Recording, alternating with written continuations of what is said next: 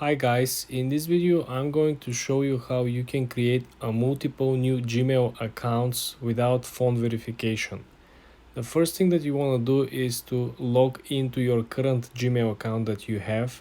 Click on the lower right corner, click on the three dots, and I want you to simply clear your browsing history. This is very important. This is the first step. You want to clear your browsing history so you will be able to create at least one new Gmail account.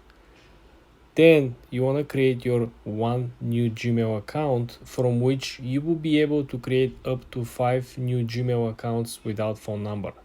Every new Gmail account has up to 5 new Gmail accounts without phone verification. This is a default setting at Google. So the idea over here is that after you create these 5 new Gmail accounts, you want to log in to the first one. You want to create 5 new one and then clear your browsing history.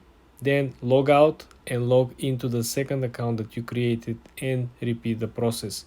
Create 5 new accounts, clear your browsing history, and then log out. Then log into the third one. This is how you will be able to build a lot of new Gmail accounts by simply not having to verify and cross over the 5 mark per new account on Gmail. For more videos like this, guys, subscribe and like the video.